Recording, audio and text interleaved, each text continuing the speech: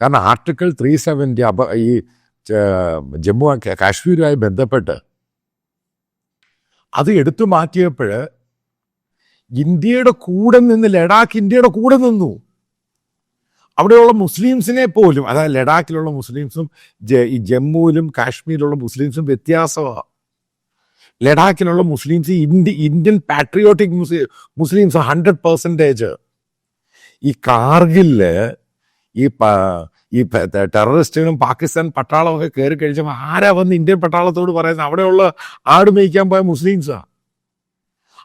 പിന്നെ മറ്റൊരു സംഭവം എന്തെന്നറിയോ? നിങ്ങൾ മനസ്സിലാക്കണം, നിങ്ങളത് ഈ പറയുന്ന സ്ഥലങ്ങളൊക്കെ പോയി കണ്ടാലേ മനസ്സിലാവത്തില്ല ബോർഡർ ഏരിയ എങ്ങനെയാണ് നിൽക്കുന്നത്. അതേപോലുള്ള ടെറൈൻ്റെ അകത്ത് ഇന്ത്യൻ പട്ടാളക്കാർക്ക് ഈ പോസ്റ്റുകളിൽ ആഹാരവും ഈ ചപ്പാത്തി സാധനങ്ങളൊക്കെ ഈ ചുമടായിട്ട് ആ ടെറൈനിൽ കയറി പോകണം. വണ്ടിയൊന്നും പോകത്തൊന്നുമില്ല. പോസ്റ്റുകൾ ഇന്ത്യ കാവലിരിക്കുന്ന ഇന്ത്യൻ പട്ടാളക്കാർ. ഇതൊക്കെ ചെയ്യുന്ന അവിടെയുള്ള ലഡാക്കിലുള്ളവർ. അവർ നാളെ ഇത് ചെയ്തില്ലെങ്കിൽ ഈ പോസ്റ്റുകളിലോട്ട് ഈ സാധനങ്ങളൊക്കെ എങ്ങനെ പോകും? അതെയും തീരും മണ്ടന്മാർ വിളിച്ച് പറയും. ഇതൊക്കെ ഇന്ത്യൻ പട്ടാളത്തിൻ്റെ ഓഫീസേഴ്സ് പറയാൻ തുടങ്ങി. കാരണം അത്രമാത്രം ഇന്ത്യൻ പട്ടാളത്തെ സഹായിക്കുന്നവരാണ് ഇവർ. അവരെ എങ്ങനെ രാജ്യദ്രോഹി എന്ന് പറയാൻ പറ്റുന്നേ?